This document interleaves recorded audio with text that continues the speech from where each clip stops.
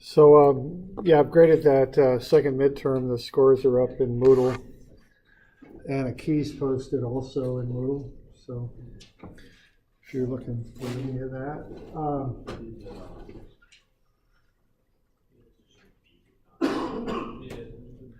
All right, a lot of you use that instantaneous center method, which is fine. What we got here, you got to figure out this triangle. You got to figure out a couple of things. You got to find the velocity of the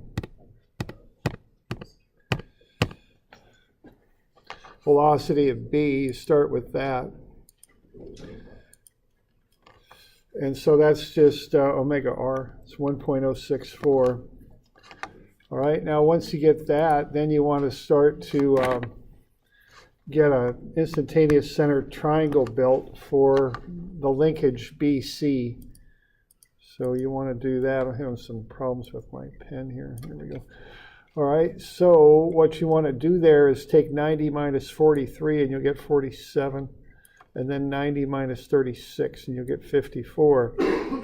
And then you can either add up the 36 and the 43, or you can take 180 minus 54 minus 47, either way. And what you get there is that 79-degree angle in right there, okay? And then you can do the law of sines and come up with the sides of the triangle that you don't have. So you got what? Sine of 54, and you divide that into the length of 0.38. And then you got BIC, this distance right up here, divided by the sine of the opposite angle, 47. And then you can look at CIC divided by the sine of the opposite angle, 79. And you can come up with the lengths of B to the IC and C to the IC. And from there, you know the whole object is rotating about the instantaneous center. It's located right about there for linkage BC. So you know that you've got the velocity of B, it's 1.064. You got the distance from B to the IC, it's 0.343. So divide them out, and you get omega 3.1. Multiply that by the distance from C to the IC, which is 0.461. You get 1.43 meters per second to the left. Okay, so at that instant, the whole linkage is rotating that way about the instantaneous center. All right. Now, if you do it vector style, what you want to do is come up with the position vectors from A to B is like that. That's 0.453i minus 0.329j. And then from B to C is like that. So that's negative 0.278i minus 0.259j. Then you take your known omega, negative 1.9 because it's clockwise, and you cross it with the position vector from A to B. You get the velocity vector right there. And then you want to do another cross. You want to cross the linkage from B to C. Okay, you use that. You take the unknown omega, C with respect to B, and then cross that with the position vector from B to C. And you get this expression right there. And then you lump it all into the relative velocity equation. You know that C has only an I component. You got VB right there, and then VC with respect to B following. Pull out the J's, you can solve for omega. Again, it's the same omega as you got with the instantaneous center method. It's negative 3.1. Solve for VC, it's 1.43 negative, meaning to the left. Okay. You can also do it geometrically. You got the velocity of B going down left at a 90-degree angle there. So you take 90, or first find the magnitude, it's 1.06. And then vectorize it. You know, you got a 36 here, so 90 minus 36 gets you 54. Down left, so both components are negative. So VB times cosine 54, VB times sine 54 gets you that expression there for VB, negative 0.625I minus 0.861J. Then you can find the relative motion of C with respect to B. It's the length of the linkage times the unknown omega. You've got a 43-degree angle there, so that means currently the relative velocity is going up, right. And this will be 90 minus 43, so that's 47 in there. So negative 0.38 omega cosine 47I plus 0.38 omega sine 47J. Okay, that gets you VC with respect to B. Once again, you build the relative velocity equation there. VCI plus 0J is VB plus VC with respect to B. And then you pull out the I's, solve for omega, and then pull out the, pull out the J's and solve for omega, pull out the I's and solve for VC. So 1.42 or 1.43 to the left. Any questions on that one? Any other versions? All right. That's good. All right, the next one there, you want to find the weight. The mass times gravity is 8.24 newtons. Cosine of the ramp angle times the weight gets you the normal. It's 3.87. Multiply that by the coefficient of friction. It's 1.62. So there's friction working against this thing as it slides down the ramp. You also want the height. So sine of the ramp angle times the hypotenuse. The ramp distance there gets you the height, 0.812.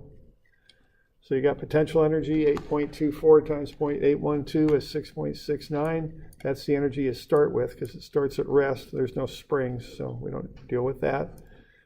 Take the friction force times the distance, you get the negative work minus 1.49.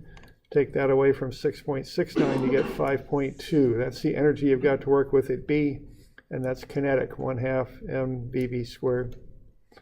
So VB is 3.52. To get the power, you want to take what would have to happen to make that block go up the 0.92 meters. So that's going to be two things. It's going to be the weight times the height. So 8.24 times 0.812, that's 6.69 is what that is. But then also it has to overcome friction. So that's the frictional work there, 1.62 times 0.92. And then you just divide that by the time, the 0.34, and it's 24.1 Newton meter seconds, which are watts. Divide by 746 watts per horsepower. It's a very small horsepower, 0.0323, something like that. Okay. Any questions on that one?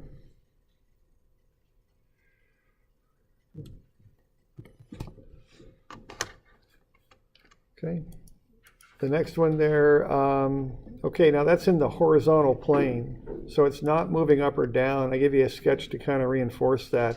So there's no potential energy on this one because it's not moving up or down. It's in the horizontal plane. Okay. So the potential is 0. Then you want to find the amount of spring energy. So in the first position, there's 0.16 meters of stretch, 0.96 minus 0.8. In the second position, there's actually 0.121 meters of compression. Okay. So you can find the spring energy at A. It's 1/2 28 times 0.16 squared, 0.3584. No work done because there's no friction. Spring energy at B, it doesn't matter that that's a negative compression there. It makes no difference because it squares out. So it's 0.2049. So what's left over for kinetic is 0.3584. That'll be equal to 1/2 mv squared. You can solve for V, it's 0.754. Any questions on that one?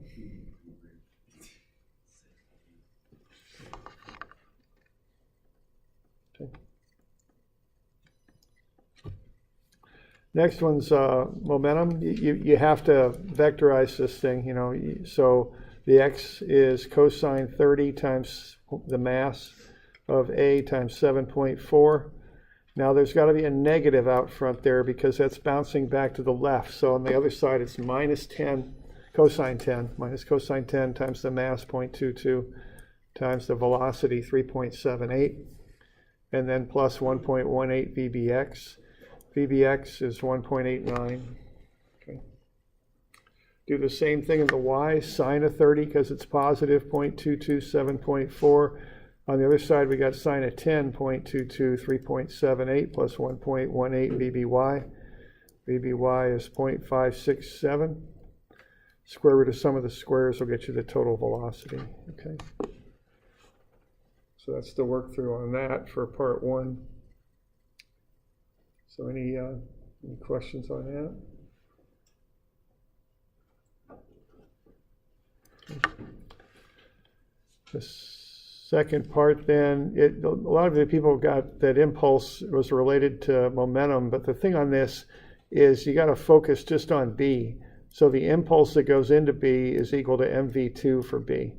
So force times 0.06 seconds is the mass of B, 1.18 kilograms, times the final velocity there, the 1.97 meters per second.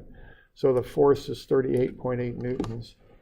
Now, some people tried to put A and B into that equation, but you can't really do that because if you include A and B in that equation, the impulse zeroes out, because what A does to B, B does the negative of it to A. You also can't really work with the magnitudes of just A on that because they're on different lines. This is at 34 degrees, but then it bounces back at 10. Okay, so you can't really use A very effectively on that. You'd have to get a line to work on them with, and they're not on the same line. So really, it's the straightest up way to do that is just to use B because it has no initial velocity, but it has a final, so you can just work on that line right there and work it out, okay?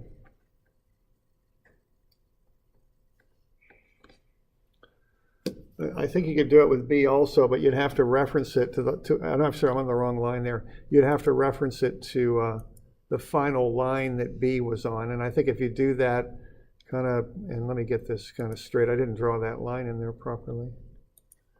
So I'm going to do that first.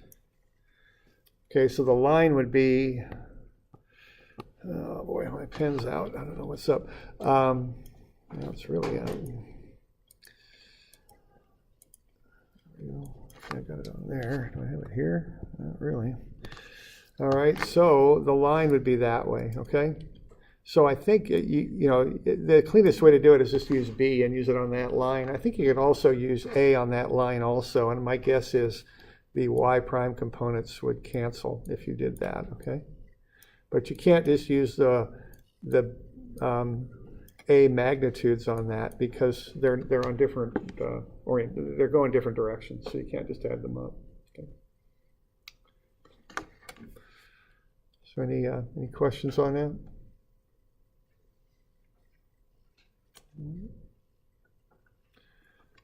All right, the last one there, I'd go angular momentum. So you look at the moments initially. So 0.18 Newton meters is powering it. But then you've got this 0.09 newtons times the 0.38 meters resisting the spinning motion. Multiply both of those by the time to get an angular impulse, 3 seconds. And then that equals the D, 0.38 meters, times the mass of A times the linear speed, which is 0.38 times the angular speed. So I just put 0.38 theta dot in there. Solve for theta dot at 7.58. Okay.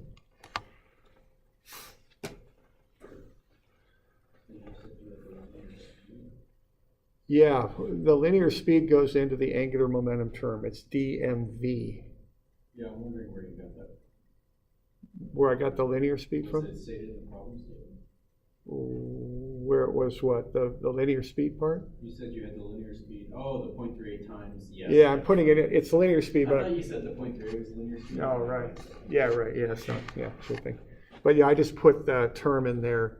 This is V right here, and I'm inputting it as 0.38 times theta dot and solving for theta dot. So that's cool. All right. Other questions? All right. Okay, so there you go. So that's the second one there. We got here. All right, we got a bit of homework due tomorrow. So let's have a look at that. We got 2 of them. So these are translational kinetic type problems. So you do want to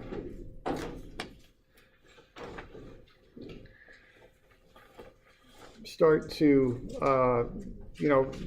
be working on this a little bit and figuring it out. I mean, what we've got here is we've got F equals ma and that long inertial moment equation shown down here, applied to an object that's just translating. It's not rotating at all. So what we do, we have this forklift accelerating up the ramp at 0.3 meters per second squared. So the forklift is accelerating up. And so it's going that way. And we want to know how much can we accelerate this box here before the forklift tips. Okay? So that's what we want to know. All right. So everybody just think about this for a second. Which way will it tip? Okay. If it were to tip, which way would it go? We want to start to identify these problems and start to go through the sequence of thoughts you want to have when you're analyzing them, okay? So if you've had a chance to think about that, what you want to remember is that the tipping opposes the acceleration, okay? So if it accelerates one way, it tips back the other. And if you think about it, if you're in a car and someone pushes on the accelerator, well, you rock back into your seat, right? You're kind of doing that tipping type motion away from the acceleration. Okay, so if it were to tip, now not that it necessarily is, because we're saying it isn't going to, but we're going to calculate just that verge of tipping. It's that way, okay? If it were to tip. So this is kind of, so if you're doing a problem like this, the first thing you want to do is recognize it for what it is. It's a translational problem involving reactions. And you want to analyze it in this fashion, okay? So it's accelerating up the ramp, so it's tipping the other direction.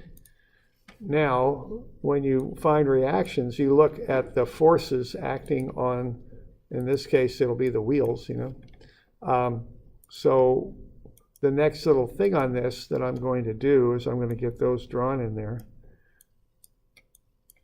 So they're like that. And I think I probably called them A and B. I did, all right. So that's A, and that's B. Now I probably also have some acceleration acting here like that. Or excuse me, friction. That's what's, that's what drives the vehicle up the ramp. So there's my free body diagram. Now, the important thing here with tipping, if it's going to tip back over to the, go counterclockwise, what that means is this reaction is 0, okay? That's how you want to approach this. So we good so far? And I'm just putting together a chain of thoughts that you want to have when you observe something like this, okay? It's translating, it's not rotating yet, so that's a translational problem. It's accelerating up the ramp, so it's probably going to tip the other direction. And I'm after reactions is what I'm interested in. So I've got this free body diagram here, basically. Okay, now of course there's a couple other pieces to the free body diagram. I'm going to have a weight. Now the weights, of course, don't really, in essence, care that I'm on a ramp, so the weights just act straight down. Okay.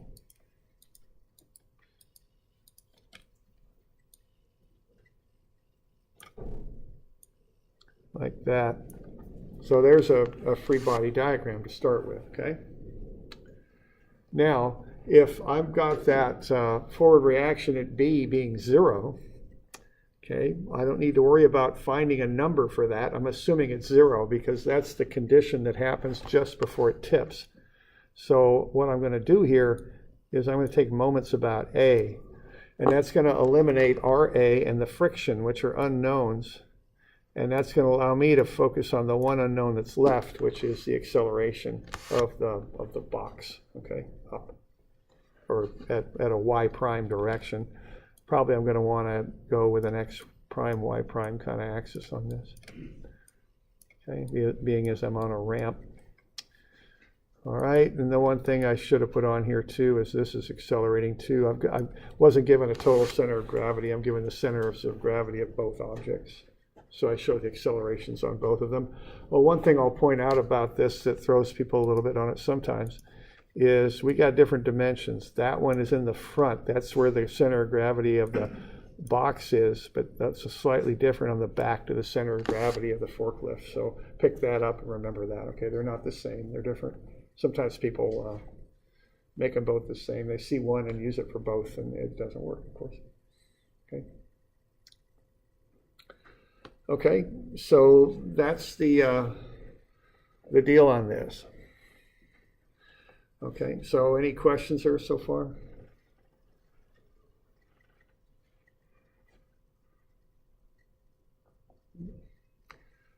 Okay. Now, if we're good with that, now I'm on a ramp. So what I do just right off the bat is I just do all the trig initially. So I've got the masses of the forklift and the box, so I get their weights. Just multiply by gravity, you'll get the weights. And then do the trigonometry. You got a 20-degree ramp there.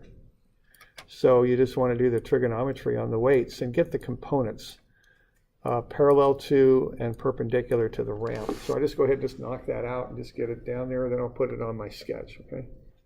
That way everything will be squared up on the ramp. And then I can just calculate pretty easily, right?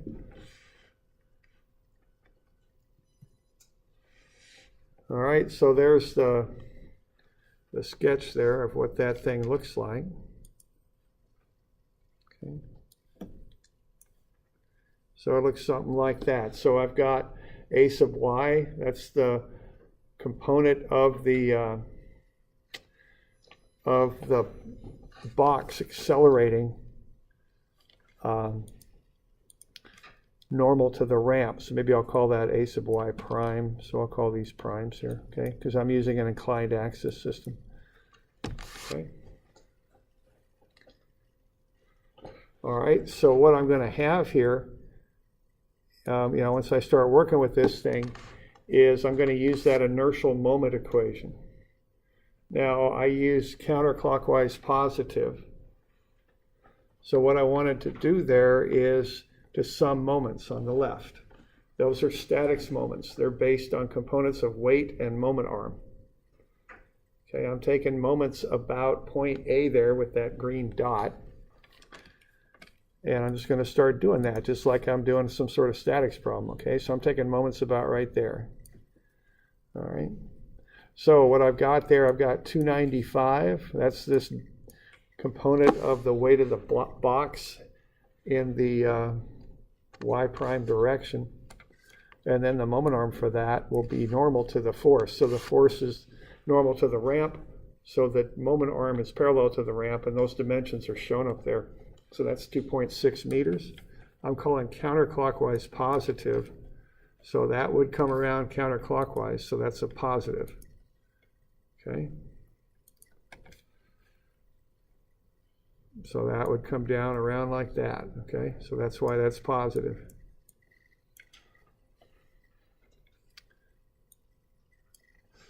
All right. Then I've got the 107.4. That's parallel to the ramp. So my moment arm is normal to the ramp, 1.4, and that's coming around like that, okay? So they're both positive, counterclockwise. Okay, I got a couple other terms to throw in there. I'll let you do those. Watch your signs on them. You know, these are based on weight and moment arm, so they go on the left-hand side of the equation.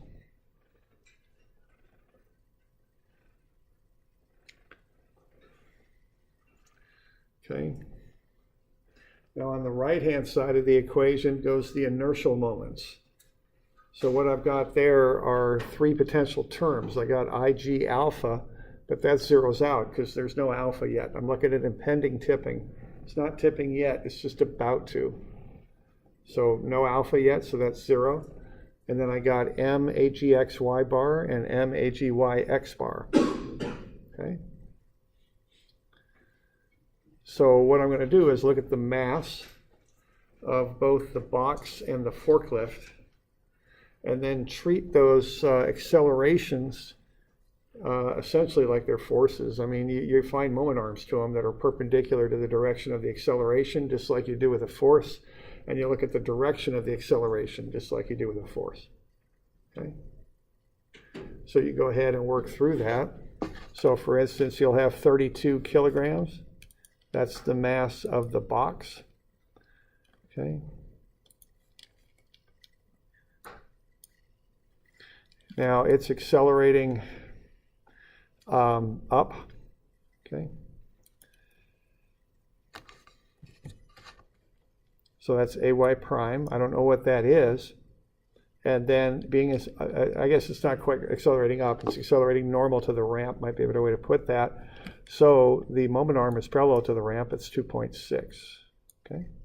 Now that's coming up. So if I look at how that rotates around A, it would be like that, clockwise, so that's negative. Okay, I've also got 32 kilograms times 0.3 meters per second squared. That's the acceleration of that box parallel to the ramp, up the ramp. And then, so the moment arm then will be normal to the ramp, because this acceleration is parallel to the ramp. The moment arm is normal to it, and that's 1.4 right there, okay? Now that's going to come this way. So that's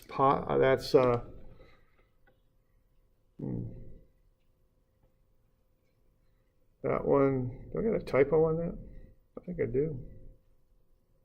Because that ought to be negative on my sign convention. Sure looks that way. Let's see, going up and around clockwise around A. Yeah, I think that ought to be a negative, okay. There we go. All right. You got one other term to put in there. You want to be watching your signs on the other term too.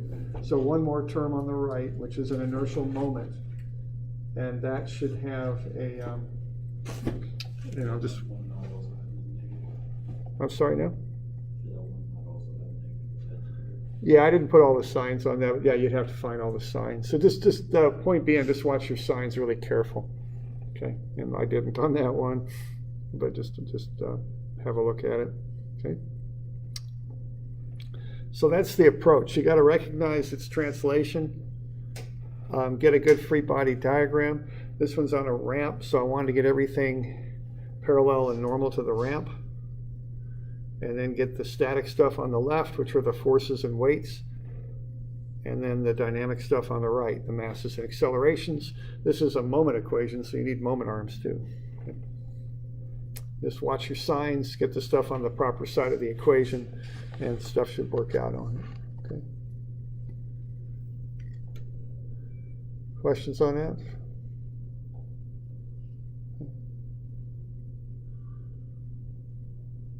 All right. Okay, the next one is a similar drill there. We've got some different accelerations there for this. We've got some vehicle here, 2 front wheels at A. The thing accelerates again to the right, so think about what that means for tipping. We want to find the reaction at B now.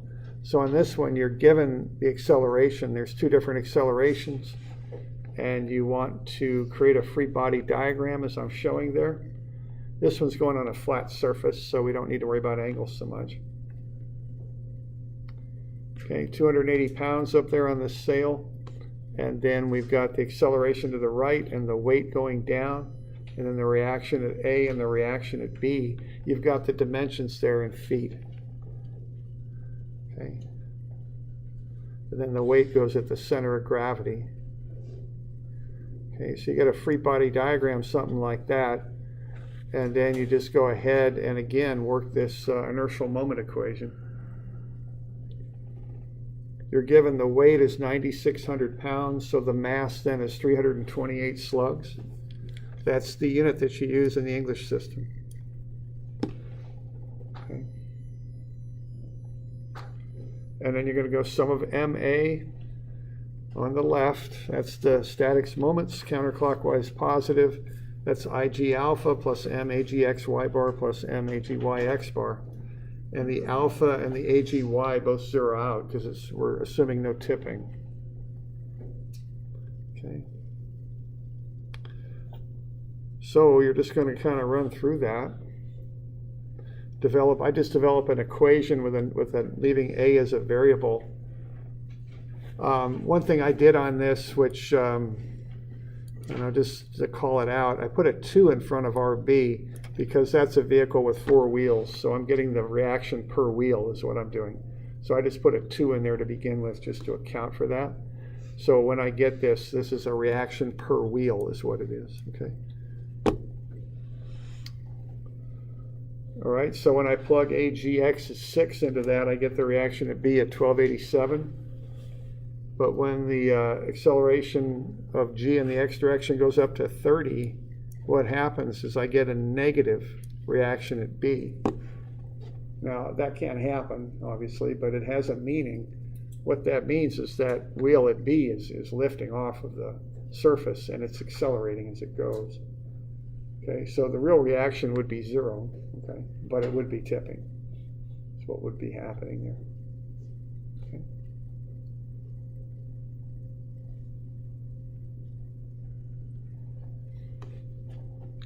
So we're doing all right with that one? What is the RB reaction at the wheel B? Yeah, RB is at the wheel B, right? So we're solving for that, for different accelerations. So we're taking moments about A to find the reaction at B. Okay.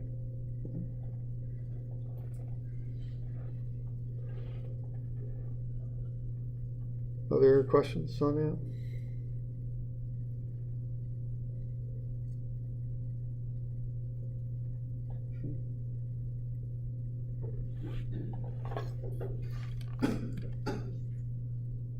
Okay.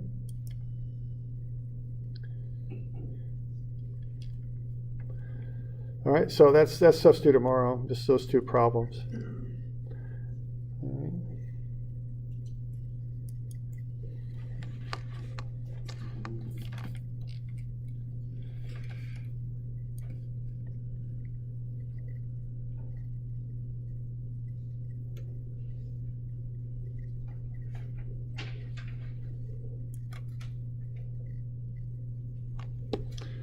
Okay. Now we'll kind of pick up where we left off yesterday with this stuff we're doing now. We're doing fixed axis rotation. So we're looking at things that rotate about a fixed axis. Okay. So the basic approach we take on this is we can use mg as IG alpha, or we can use a moment about A is I sub A alpha. Now that only works for fixed axis rotation, so this is not a generalized equation. It only works for fixed axis rotation. So you could use either equation, just depending on the situation. And then what you can often do here is sum forces in the normal and tangential directions to find reactions, what we call dynamic reactions. If we have an object rotating about some axle, we can find the reactions at the axle. Okay. We went through an example here where we had a motor applying a moment to a plate. We found the moment of inertia of the plate about the z-axis because that's the axis it was rotating about. So we found IgZ for the plate. Then we found the moment, the torque coming out of the motor, and plugged that into mg is IG alpha. And we solved for alpha. And we went through a little bit with the units to show that it does indeed come out to be radians per second squared. And then once we had that, we used omega is omega 0 plus alpha t. 4 seconds times alpha got us the angular speed. Okay. All right. Well, let's look at a couple other examples of this, perhaps a little bit more complicated. Okay. So let's look at dynamic reactions. All right, and I've got a couple examples of this. If you're watching this online, I've got that Sharpie impact tester video that's on YouTube. These are just short little things to look at for a second. All right, so have a look at those videos. You know, if you're online, both the Sharpie impact tester and the oil derrick, they're both pretty quick videos. The idea is when those large objects swing about some pin joint, about some axis, the accelerations of the centers of gravity of the objects exert forces on the axis about which they swing, and that causes dynamic reactions. So if you were to hold a book by the lower corner of the book and just hold that in the vertical plane and hold that between your thumb and your index finger and just allow the book to swing down, you'll feel that book pull on your fingers, which indicates that force that's being exerted. Okay? So we've just got a couple examples of this rotational forces that are exerted, these inertial forces. So let's have a look here at a beam here. And let's say we've got an off-center pin joint at A. And let's see if we can figure out what the reactions would be at A for this thing. And I'm not sure, I brought the wrong notebooks with me, so I'm not sure what page this is. I don't know, somewhere around 700, I think. I'm not quite sure. 730, is that it? Okay, 730, okay. All right, and do y'all have that picture there? I think you probably do. All right. All right, so we got forces exerted on either side of this beam. Okay, so we got one here, and we got one there, and I'm showing those forces on your sketch, okay? Right there and there. And then we got a pin joint at A, right there, so there's the pin joint. And then I got the dimensions on there. I have it when it's rotating clockwise, so I've got the angular speed there shown clockwise, 1.8 radians per second. We got the weight, 1,200 pounds, divide gravity out, you get the mass, 37.3 slugs. Okay, then we want to find the moment of inertia of that beam. We're going to model it like a long, thin rod. So, and we're going to find its moment of inertia. For a long, thin rod, what we're doing there is we're going to find the moment of inertia. It's right here. Kind of hard to see, but we could use IGX or IGY. It's on the back of your formula sheet. We're going to look at rotating about the center of the rod. So it's 1/12 ml squared. So what I'm doing there is I'm going to calculate up the moment of inertia of that rod about its own center of gravity. So 1/12, 37.3 times 14 feet squared. And then I add in a term because I'm not spinning about the center of gravity. I'm 2 feet over. So that'll be my transfer axis term right there. So the mass times 2 feet squared. I'm going to add all that stuff up and get the moment of inertia about point A, 758 slug feet squared. Okay. So that's the moment of inertia of that beam about point A. So that's where I'll start with this. Okay. Now I've got this whole beam rotating about A. Now notice that I did not break this thing up into two pieces and look at one piece to the right of A and one piece to the left. You do not need to do that. You can do it if you want, but it's more work than what I'm doing. I'm just finding the moment of inertia of the entire beam about A. That's how I'm approaching this. Okay.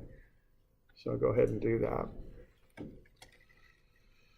All right, so now I'm going to use that equation that only works for fixed axis rotation, and that sum of MA is IA alpha.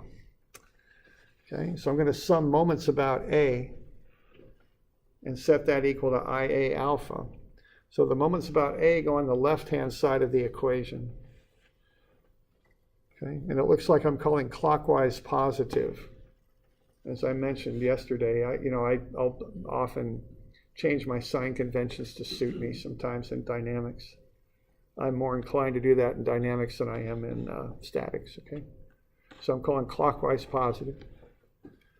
So I've got 500 pounds and that'll be times 9 feet, which is the distance there from point A, and that's counterclockwise, so on my sign convention that's negative. So 7 and 2 get me 9, that's where that 9 comes from. And then I've got the weight, which is 1,200 pounds. So I'm just putting the weight of the entire beam at G. So once again, I'm not breaking this thing up to a piece to the right of A and a piece to the left. I'm just putting the entire weight of the beam at G and going with that for the moment. And again, I can do that. I don't need to break it up into 2 pieces. So that's counterclockwise too. So that gets a negative on my sign convention, 1,200 times 2. And then I've got this force over here, the 1,400 pounds times 5 feet. That's positive. And that's going to equal the I that I just calculated, the 758 times alpha. Okay. And I can run through that, and I'm going to get just a little bit of an alpha.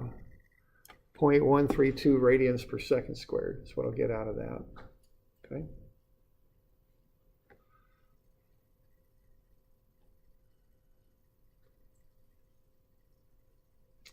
So this thing has an angular acceleration right now at 0.132.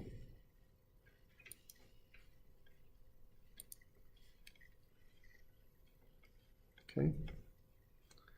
So this whole thing is got an alpha like that. All right, so now I got alpha.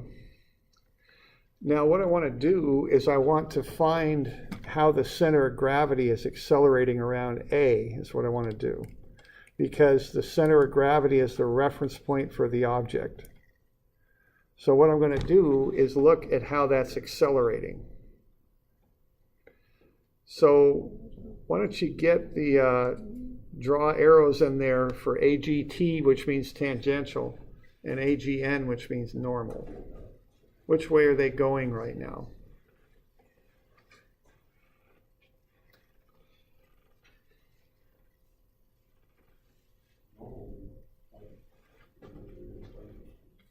Yeah. Well, the normal is pointing towards A, because what we're looking at is what G is doing as it rotates about A, so that's the normal. How about the tangential? Which way is it going? Yeah, it's going up, okay? And the reason for that is the whole thing is accelerating clockwise. So relative to A, G is accelerating up, okay?